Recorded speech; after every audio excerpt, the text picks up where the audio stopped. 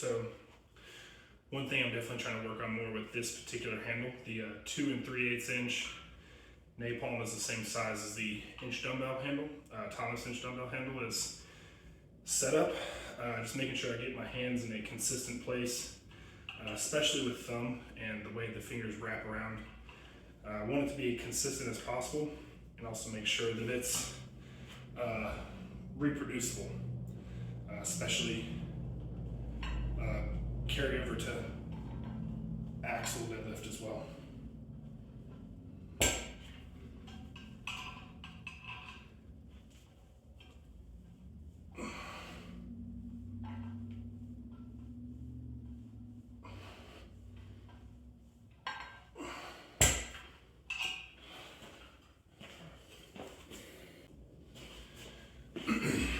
So this is 101.8.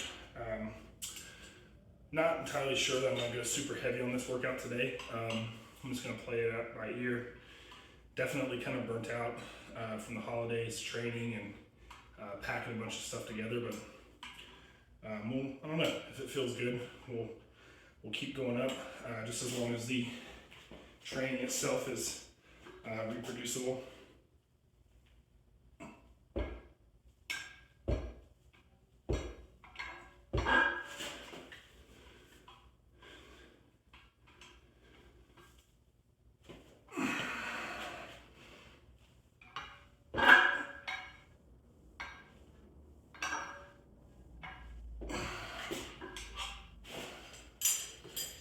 Just doing some rows in there too, so I'm not overusing my hips and my low back after a long day of driving, but still want to try to work the blood flow and get some movement going for the joints especially.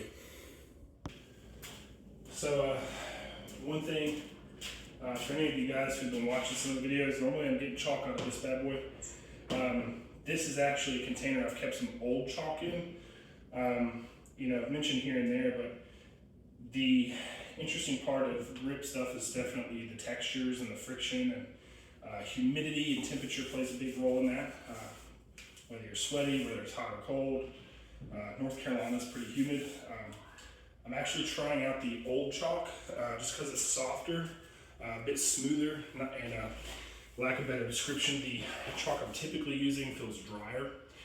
So just experimenting and trying to figure out if that has a better effect in this colder weather when my hands are already dry.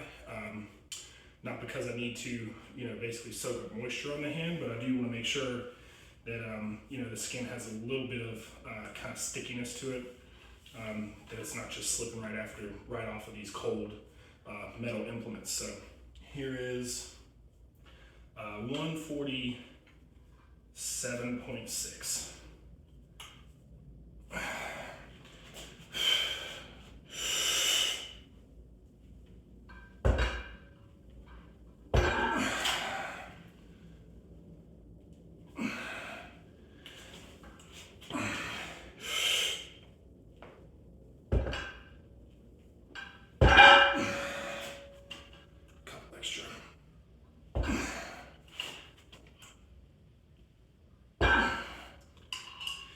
Still, want to make sure I get the blood moving and get everything warm, especially the joints and the tendons, but sometimes what I'm doing is not actually trying to complete a rep, but just trying to get the tension on the hands and fingers, the different tendons and joints, just making sure it's all moving the way it should be.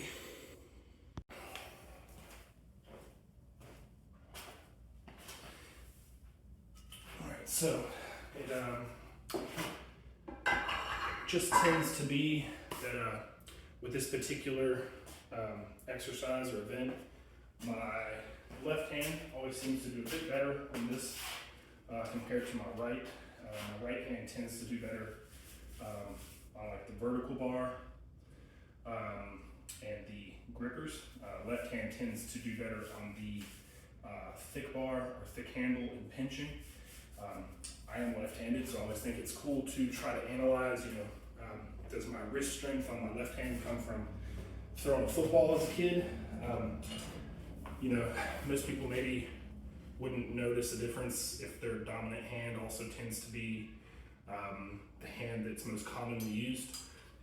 especially with riding and whatever. So, I always think it's important when I talk to like my health coaching clients, and not trying to turn this into one of those conversations. But if I'm just speaking candidly, look, man, I say like the number one thing I hope that all of my health coaching clients and strength coaching clients take away from our conversations when I'm talking to them is the one thing I want everyone to do is to find a way. It doesn't have to be written notes exactly, but find a way to track what it is you're doing, not progress, right? Not just progress, but track what it is you're doing and try to make observations and come to some sort of understanding about what works for you, what doesn't. And then just file that away, right? Into a folder of sorts or basket of, shit that works and stuff that doesn't, right? But the number one thing I want everybody to think about is just keep asking questions, man, right? Keep asking questions, keep trying to figure out what works, what doesn't. What works now may not work later, and what doesn't work right now may work later, right? So you have to constantly be aware of that. So this is 172.4.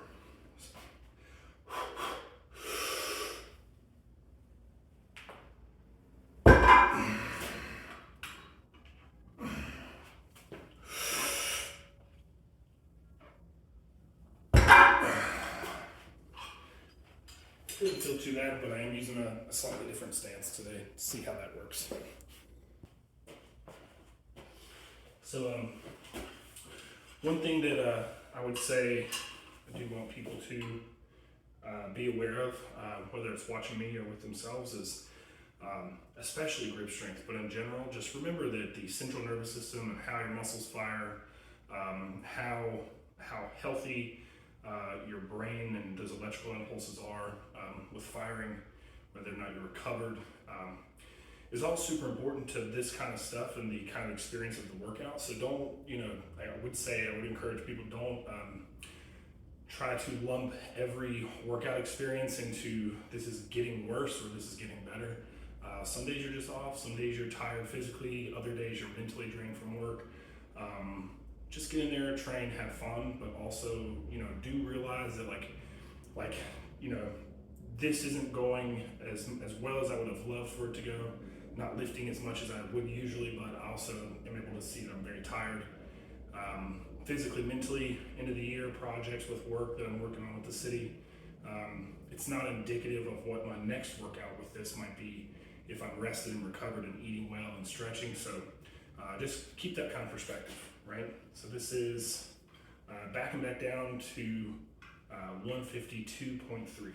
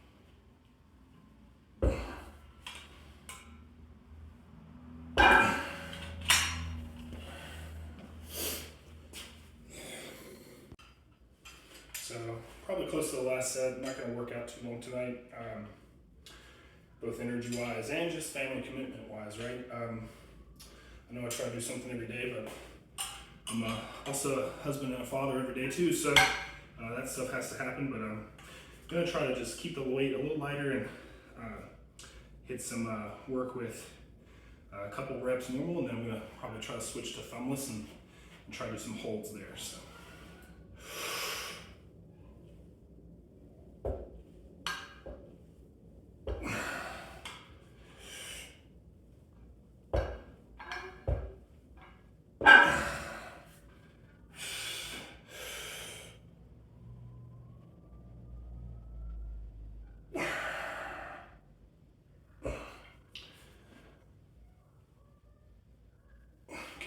my son doing some karate in the background apparently. Must be watching Ninja Turtles and fighting with his mom instead of doing homework.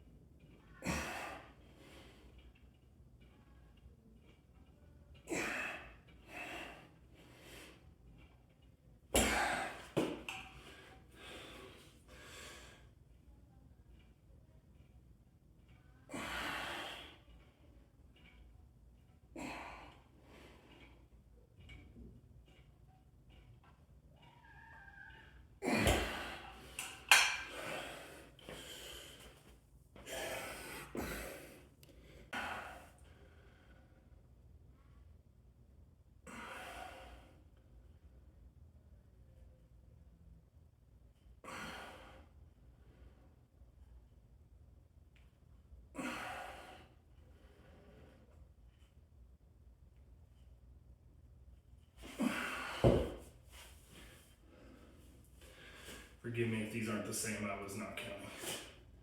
Definitely don't count sometimes. Just try to go by feel.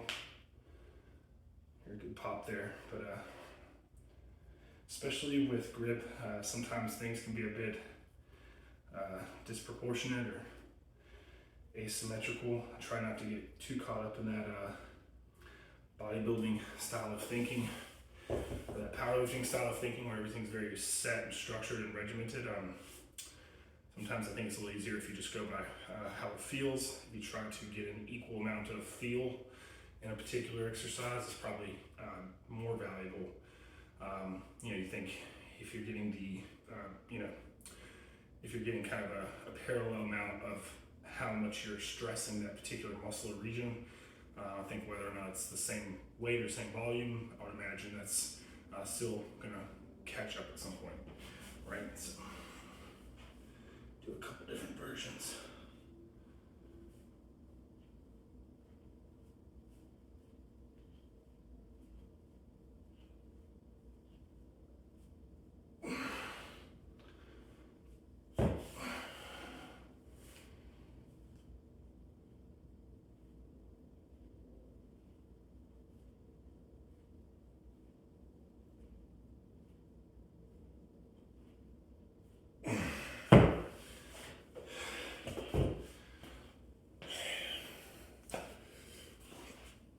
Mind with these that this is not necessarily about doing a bodybuilding style workout. Some of you may already be aware or think the same. Others, if this is totally new to you, maybe it looks different than what you would imagine. But I'm going to be doing some wrist curls and some wrist work with a 70-pound. Not necessarily going to worry about making it look super strict. The goal here is going to be to one, stress the tendons and ligaments. Two, even if you're not actively moving any muscle or limb, right? If you're resisting, you're still contracting a muscle in order to resist. So, sometimes when you think about the kind of the strength and conditioning perspective, how the muscle is contracting to resist is still muscular activity, is still stressing that muscle, even if it's more isometric or not through a full range of motion, still going to cause hypertrophy, still going to cause strength.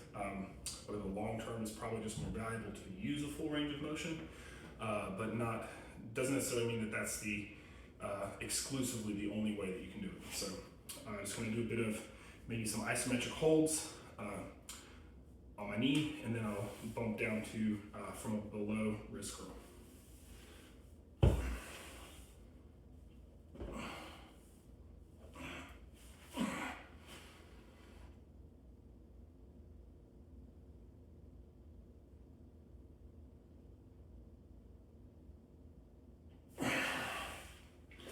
I know I said isometric, but it felt pretty good, so I figured why not.